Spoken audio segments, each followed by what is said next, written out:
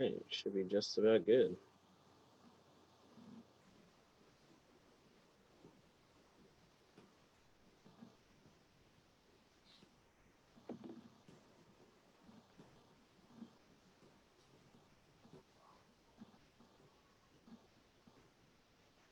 All right, and we are live. Hi, I'm Billy Griffith with Emerging Revolutionary War. I am currently sitting next to, via Zoom, author Christian McBurney. And for you, those of you who don't know, he has most recently published a book called George Washington's Nemesis, The Outrageous Treason and Unfair Court-Martial of Major General Charles Lee During the Revolutionary War. Christian McBurney himself is an attorney out of Washington, D.C. He also manages one of Rhode Island's most famous blogs, history blogs, and he's the author of 5 books and various articles, as you were telling me too. So tonight we will be doing a book discussion about Christian's new book. We will be kind of diving deep into what his book discusses, as well as kind of picking his brain for his analysis, see if he has really any new treatments, which he does, spoiler alert, of Charles Lee and how we perceive him today. So before we start off, I want to ask you, you've also written a book called Kidnapping the Enemy, Special Operations to Capture General Charles Lee and Richard Prescott. What keeps drawing you back to Charles Lee? Because he's definitely not a character that a lot of people really are interested in or will write a book about. Well, I think he's very interesting because he's a very remarkable personality, probably the strongest personality of any general on either side of the Revolutionary War. By the way, thank you, Billy, for inviting me, and I'm glad to be here. And thank you for being here too. And congratulations on your book on Monmouth. So we'll get to chatting about that as well. Thank you. But yeah, as you said, I started out interested in Rhode Island. I wrote a book on the Rhode Island campaign, the Battle of Rhode Island, the definitive study of that so far. And then I said, well, what do I do after that? What's important in Rhode Island? Well, General Richard Prescott was captured by an amazing special operation by American troops in the middle of the night. But I couldn't do a book on that, so I paired it with the reason why he was captured. Americans wanted to get a general to exchange for Charles Lee, because Lee had been captured at Basking Ridge in New Jersey in November 1776. So I paired the two. The Kidnapping the Enemy book was the Charles Lee, the capture of Charles Lee and General Prescott. So that's what I became familiar with Lee, and he certainly is a remarkable personality. So kind of go ahead. I do think what I've tried to do in both books is to be objective. Charles Lee does have some biographies about him, recent ones. One by Phil Pappas takes a position that he's very sympathetic in everything he does. He's a misunderstood. He was a radical Republican, so it's all good. And then on the other side, one by Dominic Mazzaghetti, which is everything's bad about Lee, and he was a bad person. So I take more of a middle ground, as you can tell from the title of the book. It's the outrageous treason of Charles Lee, but also the unfair court-martial of him when he was at Monmouth. Yeah, and Charles Lee himself definitely was a conundrum of a man. So it's definitely is. It's just difficult to kind of take just one side against him if you're trying to be objective. But as we move into kind of mention he's kind of a conundrum, like what makes him a conundrum? Who is Charles Lee? Reading your book, I saw probably a fascinating quote by him. You mentioned how he was a radical Republican. In 1773, before he comes to America to reside here, he writes somebody and says, "Liberty I adore, where she lives, that is my country." Yeah, and I think that's an important part of him. He did come from a good family. He came from a better family than just about any other American general. He also received a better education, more widely read, had more military experience as a soldier of fortune, also working with the British Army. But he became estranged from the British establishment. He actually had an argument with King George III in person because he didn't promote him quickly enough. So he just said it was perverted to have a king, which, right now, I think we can agree with. And so he, and he also didn't have much chance of being further promoted because he had alienated so many people with his acerbic personality in Britain. So why not go to America? It's Republican. He did, he did support the Republican principles, at least initially. Initially, yeah, and it's interesting because the Charles Lee at the outbreak of the war certainly is not the Charles Lee come, just even a year after the war begins. His perceptives really do change rather quickly, and we'll get into that in a little bit. But we talked about, Charles Lee. He is coming from a military background, and by far at the beginning of the American Revolution, he is the most experienced officer in the entire Continental Army. So kind of bring us up to his capture in late 1776. What laurels does Charles Lee have where at some points he thinks he should actually be the one commanding the Continental Army himself? Yeah, just building up to the time before his capture, he actually did perform some good services. And he was, everyone, you could tell he was very arrogant, showed off his knowledge of, would quote from military experts, like Frederick the Great and that kind of thing.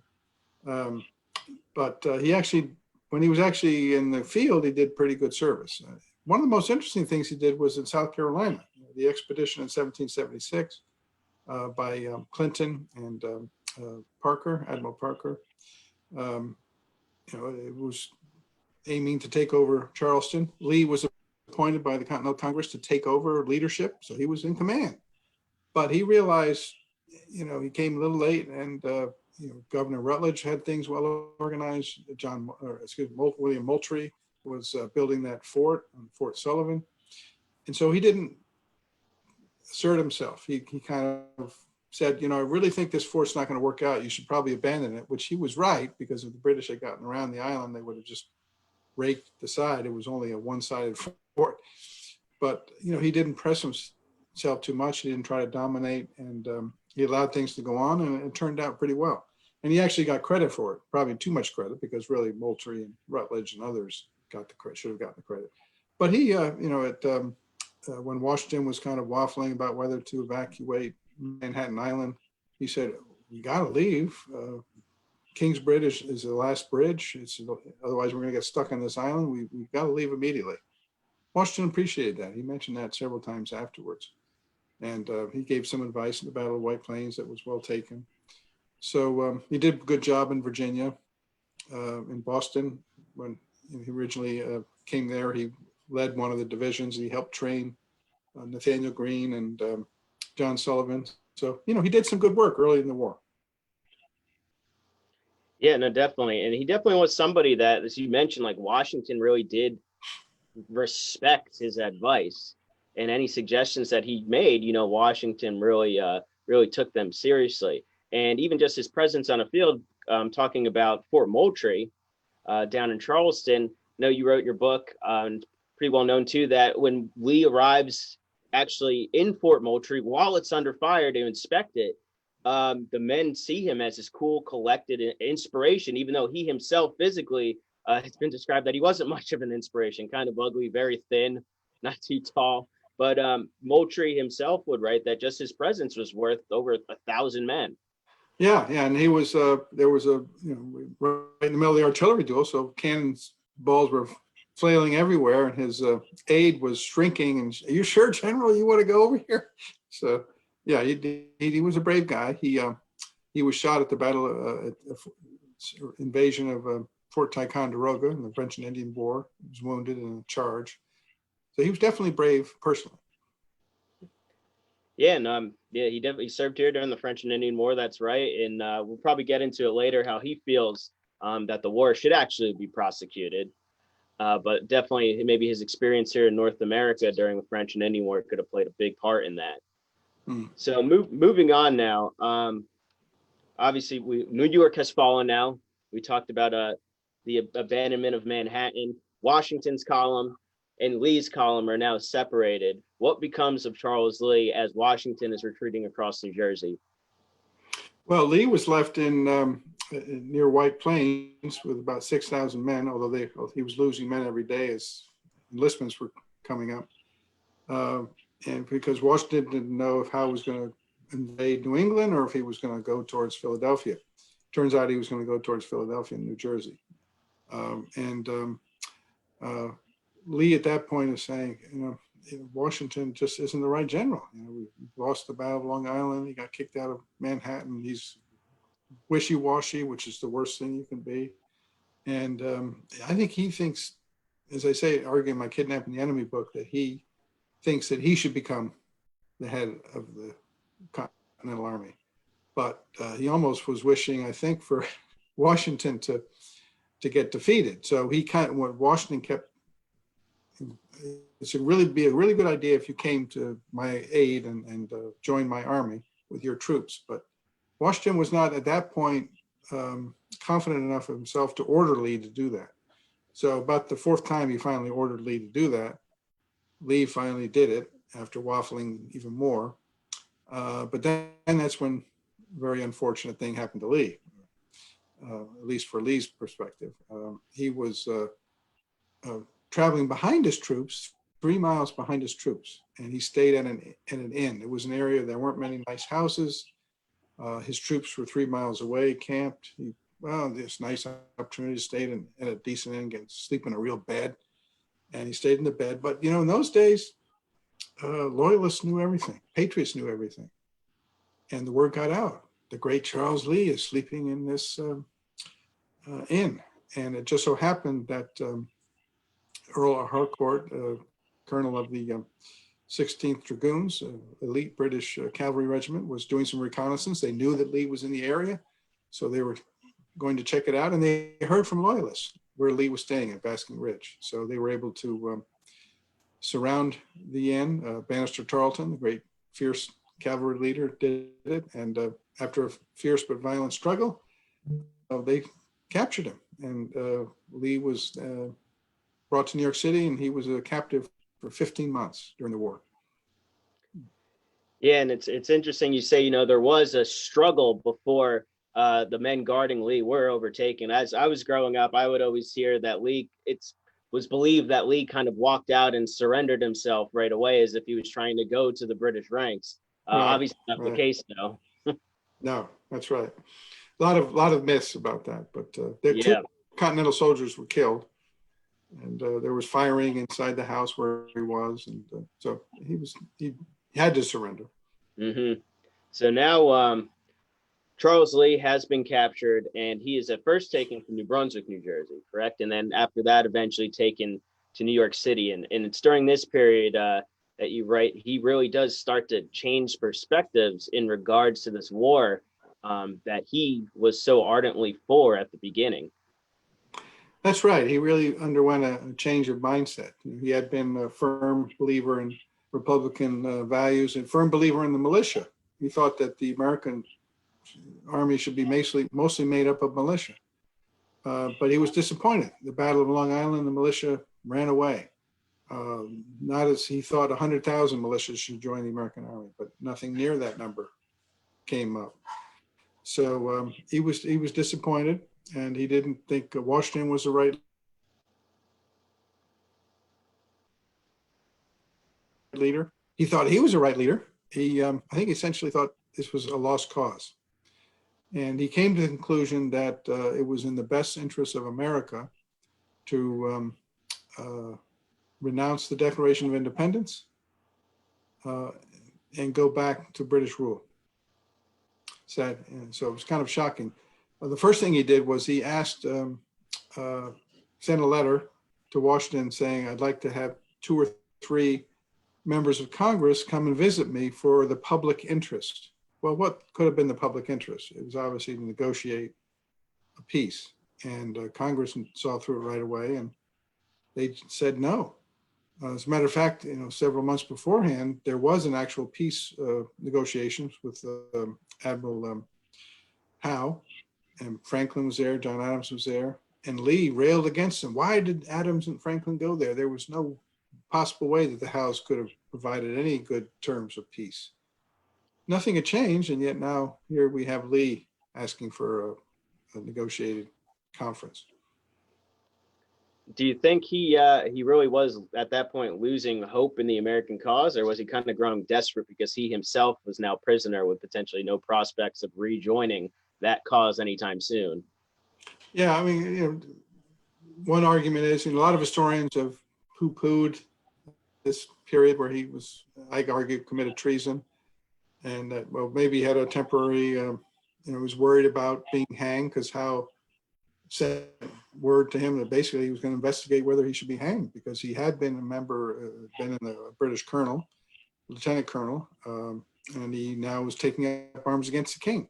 But he had resigned his position as a British lieutenant colonel, so that wasn't really valid. But no, I argue in the book that he didn't have a temporary concern about his own personal safety. It was, he had the same view for 15 months, basically, that the war should end, America could win, or it would suffer so much it wouldn't be worth it. So therefore, America should renounce its Declaration of Independence and rejoin the British Crown. Pretty shocking, but a consistent view for 15 months while he was a captive. And besides asking for that commission to essentially discuss peace negotiations, what else does Lee do while he's held in confinement that really you argue is treason? Yeah, the main thing he does was he, in late February, early March, he pens an 8-page plan on how the Howes, William Howe, the commander-in-chief of the British Army, and Admiral Howe, the commander of the British Navy in North America, how they can most quickly defeat the American Army and the Continental Army. That's pretty shocking. He must have known and gotten news that Howe was interested, William Howe, in taking over Philadelphia next after New York. And he had an elaborate plan. You send 1/3 of your troops overland, send 2/3 by sea.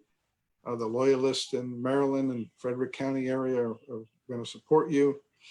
So he had taking over Alexandria, Annapolis. So he had a pretty elaborate plan, and he said he sincerely believed in it, that it was, he didn't believe in the American cause anymore, and he would be happy to negotiate a peace so that the Americans could rejoin Britain.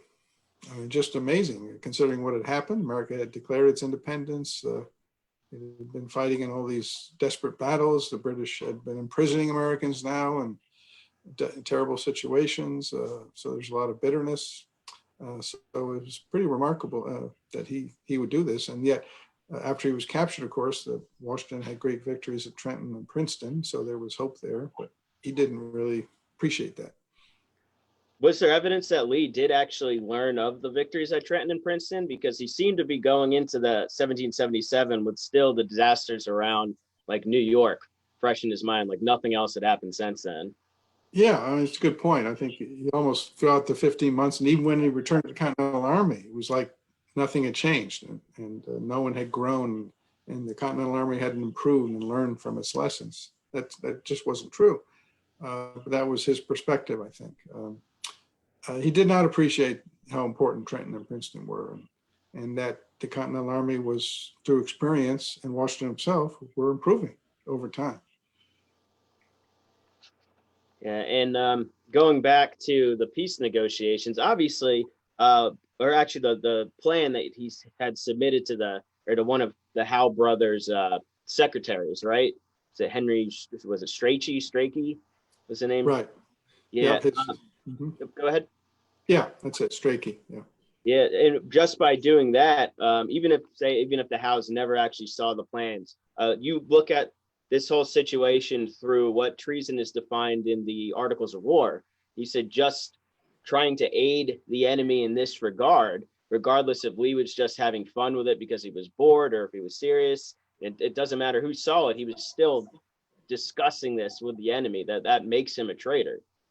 Right. I mean, and what you're kind of alluding to is that there's no evidence that the Howe brothers actually read this plan. Normally, when a document was read by a British Admiral General, it would be marked as read. This plan wasn't, but it was marked by Strachey as received, and it said Mr. Lee's plan right on it. I actually had the opportunity to hold it at New York Public Library, so that was very cool. And it was definitely in his handwriting, no question about that. All historians agree. I've compared it as well. And it expresses the same views he held for 15 months, so there's nothing surprising in there. What was the question again? No, you basically answered it. It was, regardless of what happened, it still is treason. It doesn't matter if the House saw it or not. Yeah, exactly. And the articles of military law said you corresponding with the enemy was treason. And corresponding the enemy is making available, sending and delivering to the enemy correspondence, basically without permission. I think it had to be treacherous, even though that wasn't in the word, but I think it had to be treacherous. And it was treacherous, obviously. This is how you defeat the American army. And so it didn't have to be read. It was intended, it was delivered to a British soldier, British aide, Strachey, the aide to the Howe brothers. So that completed the treason right there, even if Howe had never even read it.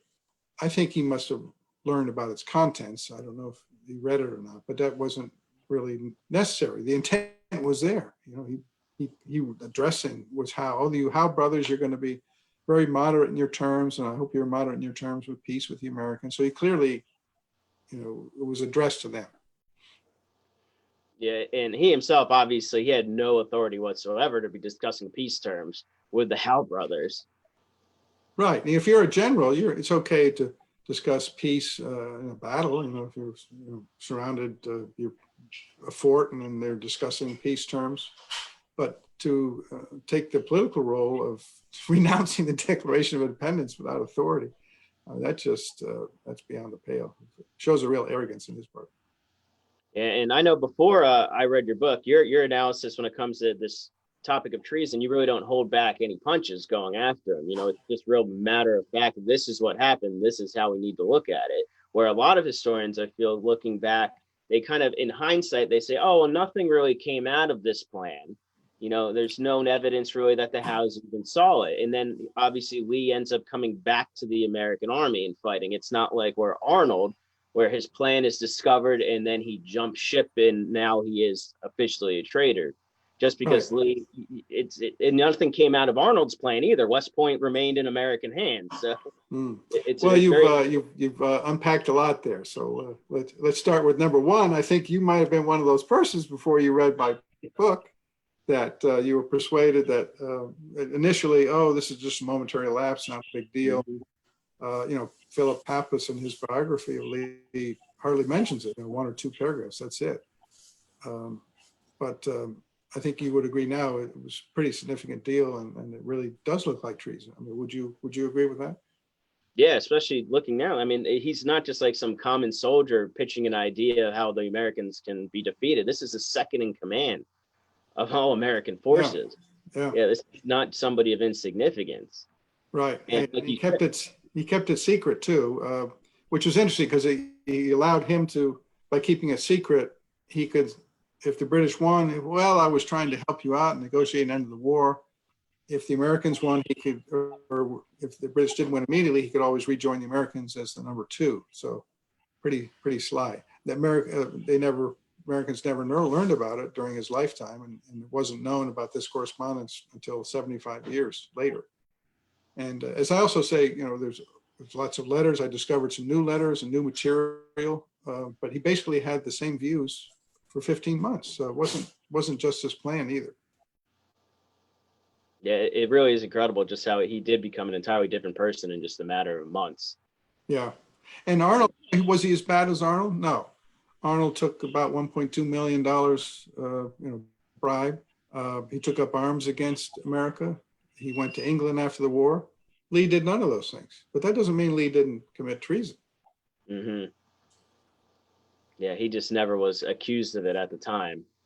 Right. Maybe some people were suspicious, but I think it is a big difference because Arnold, he kind of committed to that treason. Lee, you know, in his mind, he was going to be playing both sides. That way he always came out on top. Yeah. But smarter. Yeah, he's smart. So eventually Lee does, after about 16 months, so you said or so, in confinement, he does return to the Continental Army, or he's paroled at least before he returns. And there were times where Lee thought that the Continental Congress was just going to forget about him, right? And they weren't going to try to open up any negotiations for an exchange.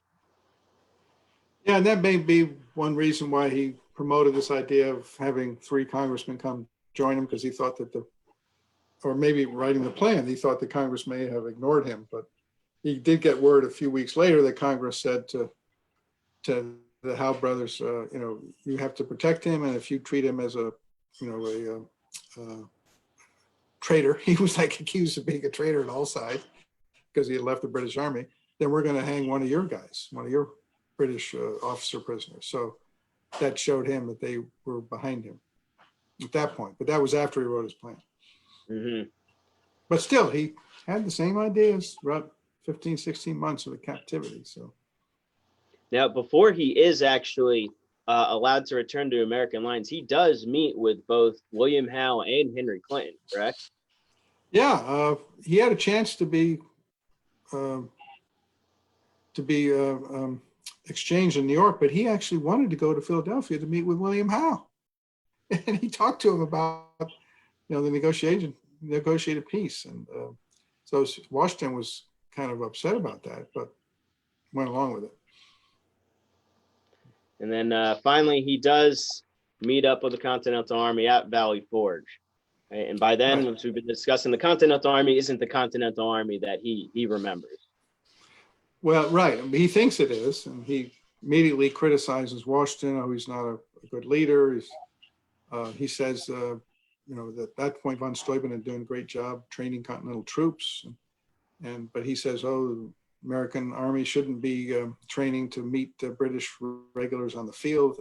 No match for them. We ought to be doing more of a guerrilla war, staying away from set piece battles, and so he has a very different viewpoint. A little outmoded. That might have been a decent view earlier in the war, but at this point, with the French now coming to the aid of the Americans, it was really outmoded, I think.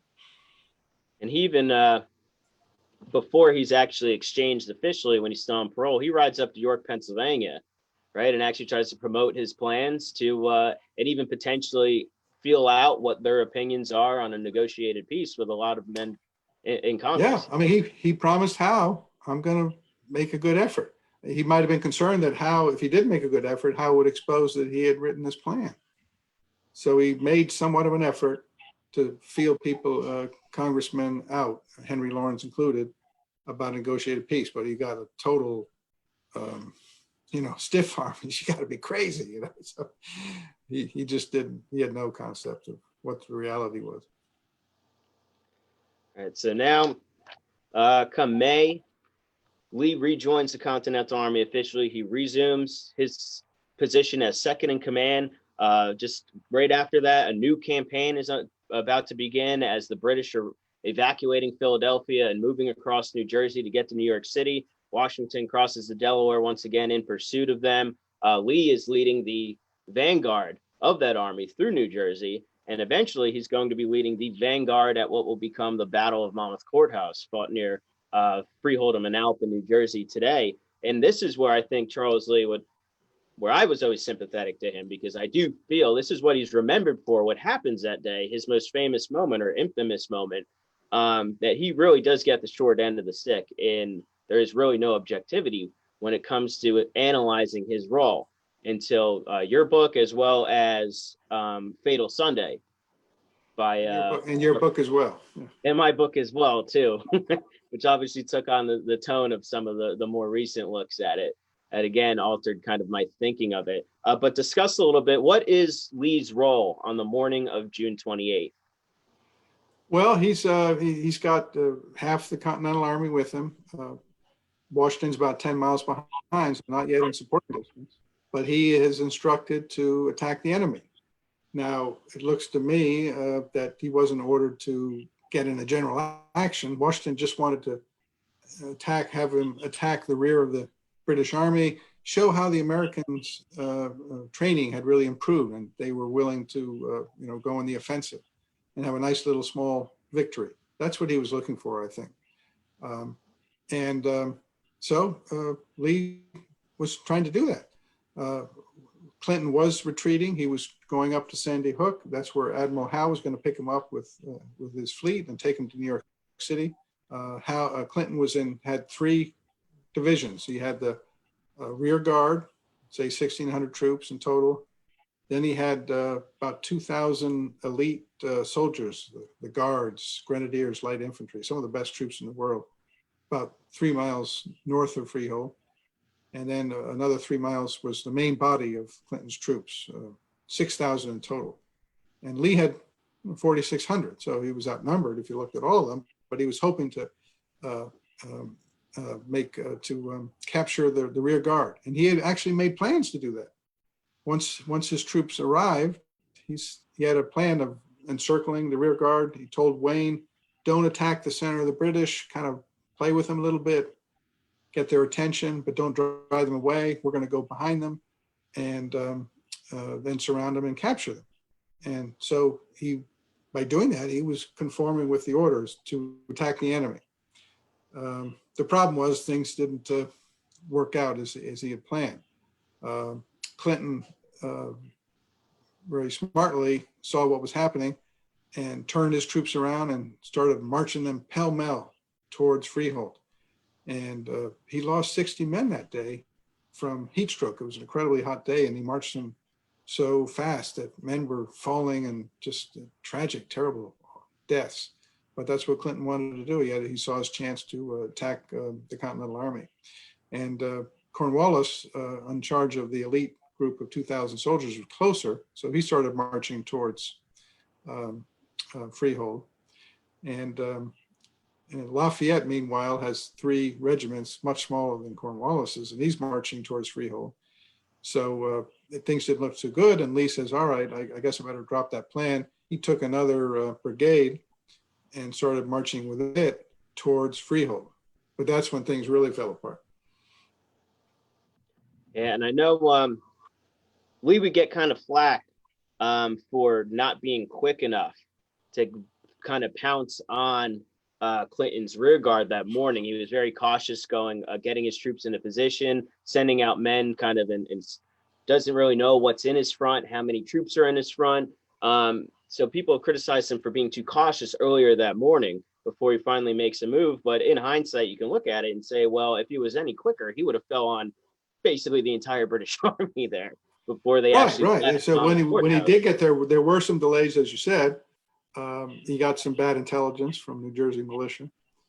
So he did kind of delay things a bit. But if he had gone straight there, as I said, when he got there at 10 a.m., Clinton was 6 miles away, Cornwallis 3 miles away. And so if he had gotten there 2 hours earlier, Clinton would have been, 2 miles away? I mean, it would have been a lot worse. Yeah. Yeah. And then, so now Lee is in position. Things start to fall apart for him. All of a sudden, his troops, they begin to fall back, many of them without any orders. A lot of the blame later will be placed on Brigadier General Charles Scott. Correct? Right. And what happened was, Scott saw Lee brigade marching towards Freehold. And so the 2 brigades, Lafayette's as well. And he thought they were retreating. They were going back to this road that was going to lead them back to where they'd come from. But they weren't retreating. They were going towards Freehold. Every step they took was closer to the British Army, which was also going towards Freehold. So he was totally wrong, mistaken. It wasn't intentional.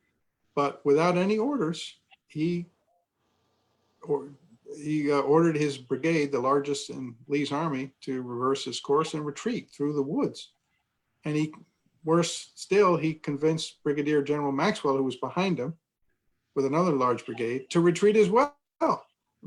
Maxwell is like his senior, but I think in this situation, he was kind of dominated by Scott's strong personality. So suddenly 2,300 troops, half of Lee's command, has disappeared from the field, just disappeared. And he finds this out after he had sent 2 aides to tell Maxwell and Scott, keep the center, stay firm. Well, those 2 aides couldn't find Scott and Maxwell. So then, what does Lee do? He sees 2,000 Cornwallis's troops heading towards towards Freehold. His aides also saw Clinton's army, main body marching. It was one dramatic testimony. I saw, there were men 40 men wide and columns as far as I could see. Clearly it was the main body. So Lee was about to be outnumbered 3-1. So he did not want to retreat.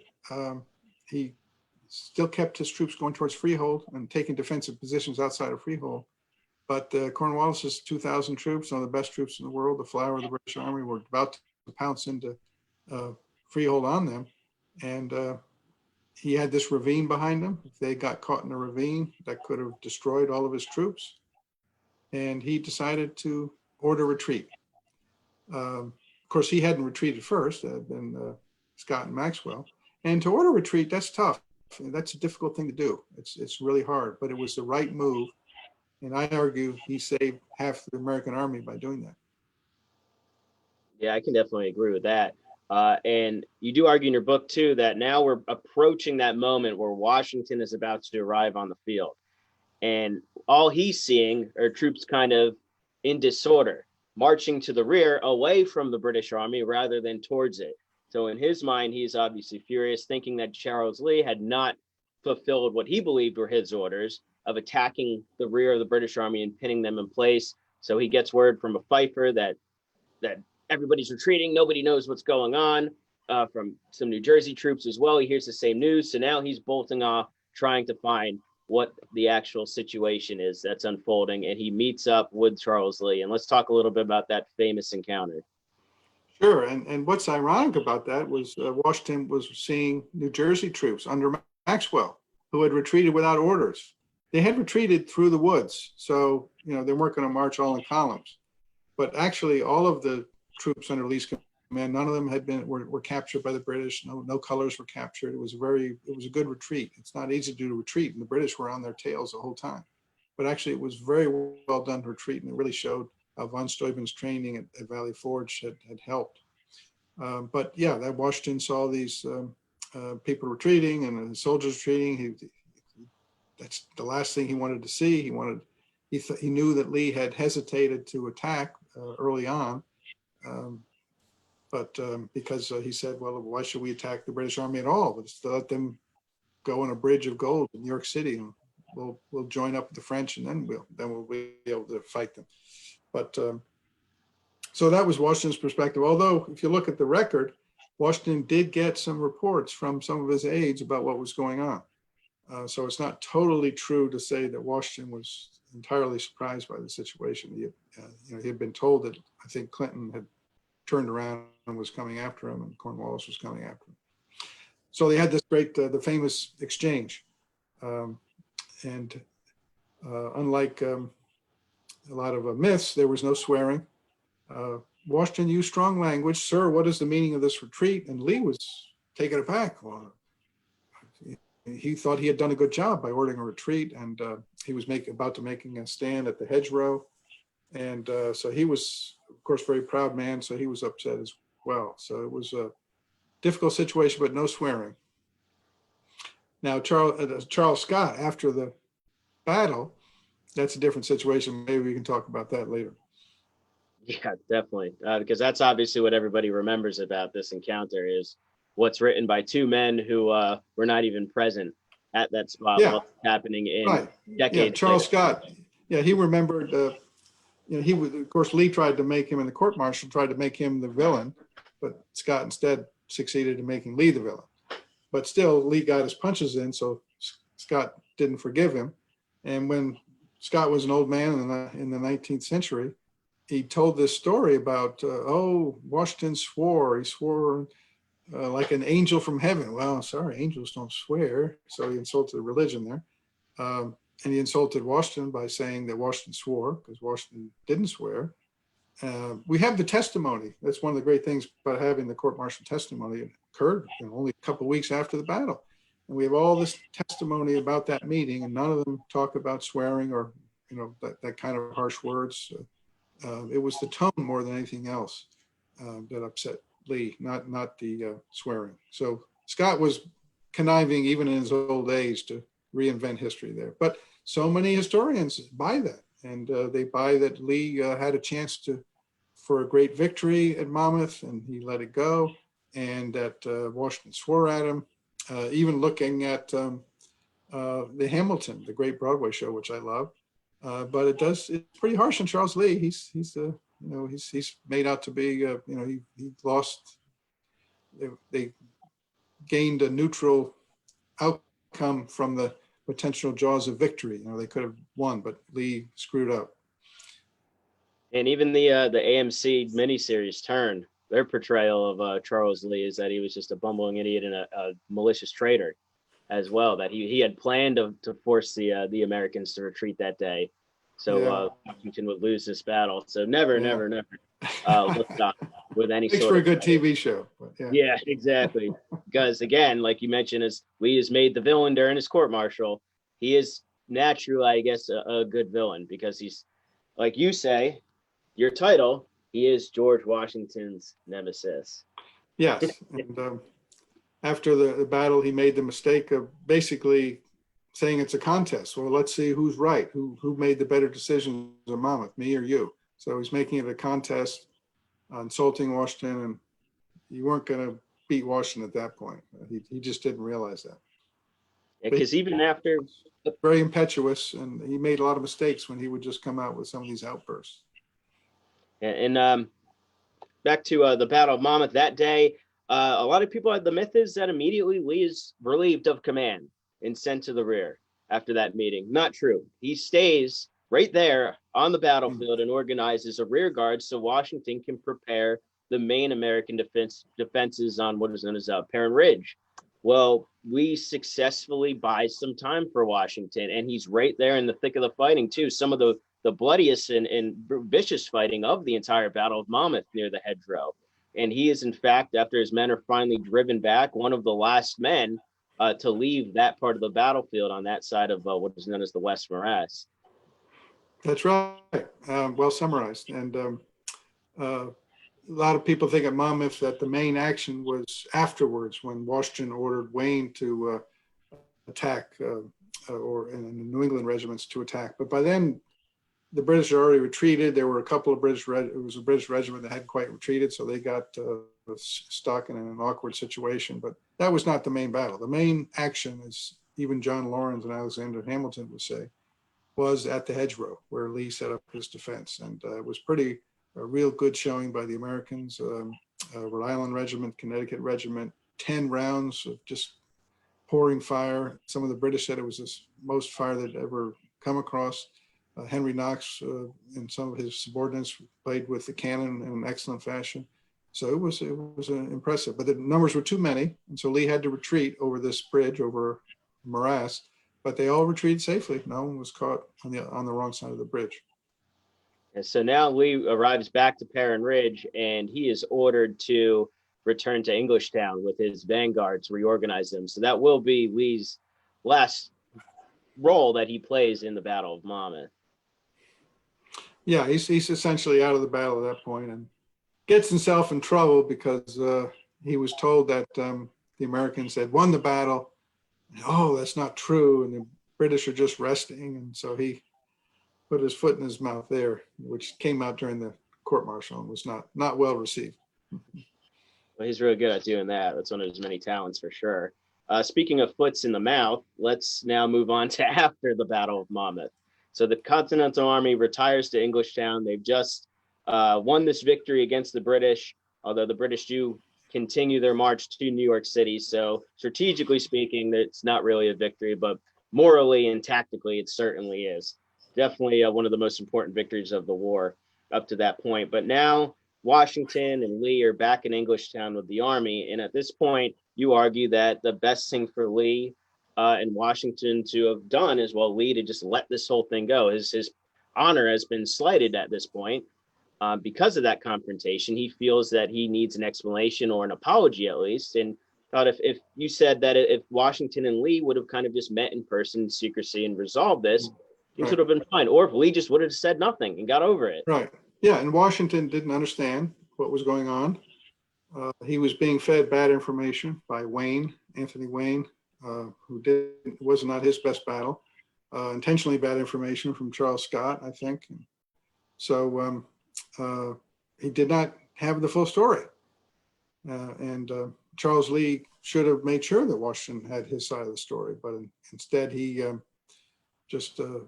got very upset, and there were rumors going around that Lee had retreated in an unnecessary fashion, that he failed to attack the enemy, and it just drove Lee crazy. So he finally wrote this scathing letter to Washington, full of insults, and saying if it wasn't for me, the Continental Army would have been a lot worse off, and you've got all these dirty earwigs whispering in your ear. Great word. Those would be Alexander Hamilton, John Lawrence, Anthony Wayne, etc. So Washington did not appreciate that, and ultimately, and Lee said, "Look, give me a court-martial, or a court of inquiry, clear my name." And Washington said, "All right." He asked for it, so he said, "All right, you are charged with in a court-martial failing to attack the enemy, an unnecessary and shameful retreat, and insulting the commander-in-chief." So Lee was in for it now. He realized, not for the first time, that his impetuosity got him in trouble. So now we begin the court-martial right after that, almost immediately right after this happens. Okay, Yeah. like July 4th it begins. Lee, he's very well, he believes that he's going to be able to clear his name in this. And at the time, you did not really need a defense attorney or anything. You could serve as your own attorney. And Right. as a lawyer, this part, I would think, had to be probably the most fun and interesting for you to actually dissect all of this testimony and tackle it from your perspective, from your profession. Kind of tell us about your approach when analyzing this testimony, because you do go a lot into your book about what can be taken with a grain of salt, what can be seen as undeniable evidence. Yeah, and anytime you go to court, that's when the BS stops, pretty much. People are hesitant in general to lie intentionally. They might shade things one way or another, but it's the bluster leaves when you're in court. And also, if you have a witness who favors the other party, let's say favors Washington, but gives testimony favorable to Lee, that has a lot more credibility. And Henry Knox, for example, thought that Lee actually did a good job. And of course, he's well known as being a great friend of Washington, but he testified in favor of Lee. So that was important. What was really fun was trying to nail down, why did the retreat happen, who was responsible, and was Lee's decision to retreat justified? And you could see all the great testimony.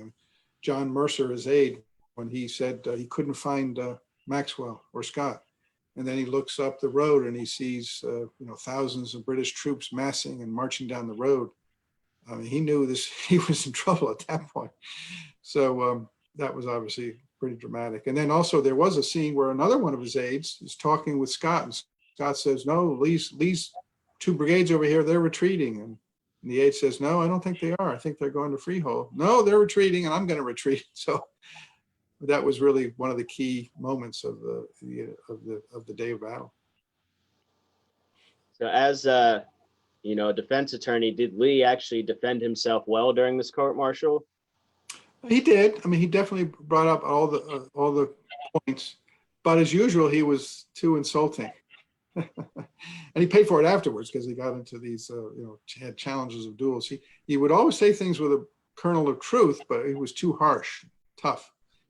For example, von Steuben, he obviously did a great job training the troops. And there was a statue of him at Monmouth, the Battle of Monmouth Park, one of Lee.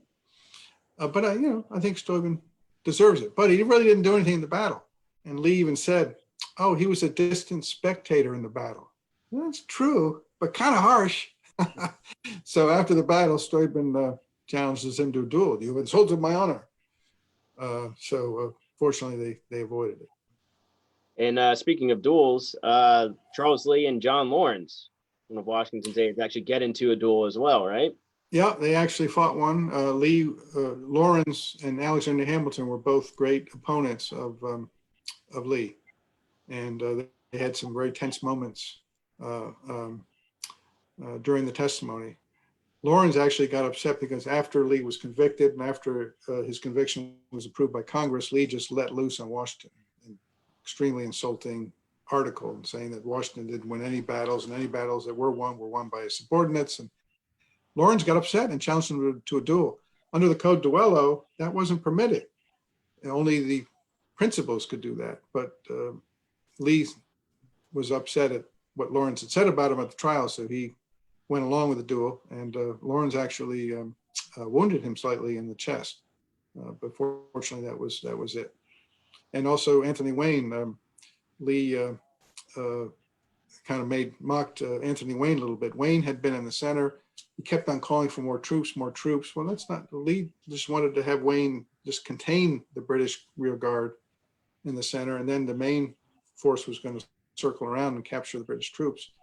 So he was kind of making fun that Wayne thought he was the main general in the army and he wanted all the troops and his way. And so Wayne got upset at that and challenged him to a duel. So fortunately they didn't duel. And actually they wound up being pretty good friends, and Lee congratulated Wayne after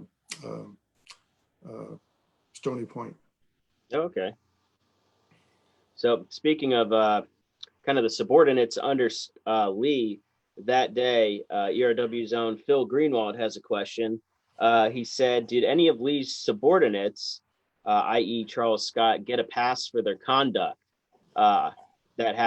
because of the retrograde that subsequently led to Lee's court-martial? And I think, as you said, Scott kind of turned Lee into the villain rather than him being the one who was at fault. What about the other? Right. And, you could read the court-martial testimony as Washington did, and you can clearly see it was mostly Scott's fault and also Maxwell's fault. But Washington never punished them. Matter of fact, Scott got kind of a promotion afterwards. He got put in charge of an advanced light artillery unit, a light infantry unit. And Maxwell was always kind of a favorite of his as well. So no, they definitely did get a pass. Yeah. They were very loyal to Washington. That was, of course, an important consideration. So Lee was a scapegoat, but almost at his own doing.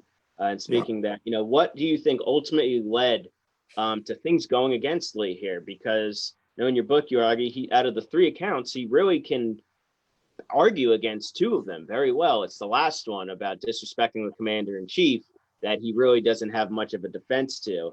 Do you think the final decision of him being found guilty in all three accounts was fair? Or was he a victim of politics because he really made it a spectacle to turn this into a political fight between him and Washington? Right. I think you put your finger on it. He turned it into a political contest between him and Washington. Washington was clearly the most important person in the Continental Army, the Continental cause, the cause of independence. Wasn't Lee, and everyone knew it except Lee and a few people around him. So only one of them could survive in that kind of environment, and Lee was the scapegoat. Now, the court-martial members only suspended Lee for 1 year. Well, he was convicted of not attacking the enemy and an unnecessary retreat. They did take off the shameful retreat part. But if that was true, then he should have been shot. But instead, they gave him a 1 year suspension, which really, in retrospect, was for his insulting the commander-in-chief. So that's why they didn't really believe he was guilty of the first two, but they didn't want to say he was not guilty because that would hurt Washington. Mm-hmm. Yeah, that totally makes sense. So Lee himself, in your book too, you argue it was his sarcasm too that did not help him at all. You mentioned the insult that he had during it to von Steuben. Do you have any other favorite insults that you like to share? I know you wrote an article about this. Yeah, my top 10 quotes from Lee. He was such had such an acerbic pen. But yeah, we talked about this. There was William Drayton from South Carolina. They didn't get along very well. So I'm quoting Reed from my book here. And Drayton had led the charge in Congress to approve Lee's conviction. So Lee did not like him. And Lee, this was the only time that Lee was looking for a duel. So Lee wrote Drayton, "Until very recently, I was taught to consider you only a fantastic, pompous, dramatis persona, a mere Malvolio, never to be spoken of or thought of, but for the sake of laughter. And when the humor for laughter subsided, never to be spoken of or thought of more. But I find I was mistaken. I find that you are as a malignant, a scoundrel, as you are universally allowed to be ridiculous and disgusting coxcomb. So yeah, pretty harsh. Get away with words, definitely. Drayton didn't take him up on the duel, so. Between that and the earwigs. Yeah. So Lee is now, this is a sad thing, I think. Another tragedy, at least in Lee's life, is you talk a lot about it, how since he is a soldier of fortune, the army is his life. You know, besides that and his dogs, he's obviously single. So after he's sent out of the Continental Army, he really doesn't have much to return to. So right, and really he went to his farm life that he bought in Virginia. It's actually in Leestown, West Virginia. You can still see it. He lived in a very small portion of what the house is now, and it didn't have any dividers in the rooms, and there was hardly any furniture. He was not a successful farmer. And even during the trial, you know, Hamilton, it was said by some that Hamilton lied in the trial, but actually Hamilton told the truth and actually helped Lee's cause for the most part. But Hamilton and Lawrence both said, oh, Lee lost his composure during the battle. Oh, that really upset Lee. And that's what caused a lot of the rancor and anger during the trial. And every witness that Lee brought up, he would say, was I not perfectly, composed and well-behaved? You know, they had all these code terms. And everyone said yes, except for Lawrence and Hamilton. That was very important to his persona, to be in control and a good battlefield commander, which he was. Yeah, and as we've been talking about, the Lee that not only do we have a beginning of the war Lee and the end of his service Lee, but you have an on the battlefield Lee and an off the battlefield Lee, where they're basically two different personalities. Exactly. The off the battlefield Lee was impetuous, arrogant, pretty erratic, which is not a good thing if you're a general. So I think in your book, to kind of start to wrap this up, you argue that Lee, potentially helped win the Battle of Monmouth Courthouse. How even though he committed this outrageous treason, the court-martial was extremely unfair, and he doesn't get the credit that he should deserve, which I think as well when it comes to Monmouth and his early war service too. Do you think Lee's legacy will ever be changed? Because even now, for somebody so, kind of larger than life, at least in his own mind, he's kind of a footnote in history, even when it comes to the Revolutionary War. For someone who was the second in command of the Continental Army, and then goes through one of the longest court-martial of that entire conflict, he really is forgotten by the general public. Yeah. Well, I think, the people who are listening to this obviously are interested in the Revolutionary War, and I encourage you to read the book and come to your own conclusions about him. It's going to be tough to change the mindset about him because you have all these popular histories out there. It's always good to make someone evil and someone's good. Lee's easy to make evil. Hamilton, you have this popular show, Broadway show Hamilton, that makes Lee look like a fool. So that's a lot harder. Mark Lender obviously did a book that sympathized with Lee. You did, I did. But that's, Hamilton Broadway show has a lot more power. Yeah. But for those who are listening to the show, I think there will be a change, actually. Good. Well, I guess it's just up to future historians to continue trying to build on this interpretation of Lee that, when it comes to the American Revolution, our history is based around a lot of myths and a lot of stuff written long after the fact. Where with your book, you go straight to the primary sources of those court-martials papers, which were written right after. And those are the best sources that you can have. And it's two-sided testimony. It's not one person writing. Right. So you get both exactly. look at it. That's why Good it point. it is a very, very, very, very valuable primary source. Having a trial is still one of the best ways to get at the truth. And because these people are actually arguing back and forth with each other, it makes it a lot easier rather than getting an account of somebody who was over here and somebody who was over here and trying to connect the dots in between. No, Right, they're and kind of, writing 3 months later, writing 30 years later. Yeah. yeah, no, they're just doing the arguing for us. It's very good. So I want to thank you again, Christian, for being part of this Rev War Revelry with us tonight. It's been an awesome talk. I hope everybody enjoyed this kind of new look, you can say, into Charles Lee. If you do get the chance, please take the time to read this book. It will change your perspectives, in my opinion. There's a lot of strong and sturdy arguments in here. And as I mentioned, he goes right to the primary sources and lets them do the talking, as any good historian should, approaching it objectively. Now, before we wrap up, I want to give a shout out to our friends over at the Braddock Road Preservation Association, who have their 2020 French and Indian War seminar coming up on November 7th. It is going to be done remotely this year, but there will be some fantastic speakers as well as some fantastic discussion panels throughout Saturday, November 7th. If you are interested in signing up for this event, that will be done again remotely. You can visit braddockroadpa.org, and from there go to their page for the seminar to sign up. So it's not too late for that. And as for Emerging Revolutionary War, next Sunday at 7 p.m. here on Facebook, we are going to be doing a Zoom on Virginia, 1781. I'll be focusing on Gloucester Point, Spencer's Ordinary, Green Spring, and of course, Yorktown. This will kind of be a preview for our ERW annual trip, which will be coming up the following weekend after that, so just 2 weeks away. You can look out that weekend for Facebook Live videos from those sites and more. We're going to have our crew out there as well as some fantastic special guests to help us out to interpret those sites. So from Emerging Revolutionary War, I want to thank Christian again for being on here, and I want to thank everybody for joining us, and I hope you enjoy the rest of your Sunday evening. Thank you. Thank you, Billy. Real pleasure. Great job Thank you you. guys doing at ERW.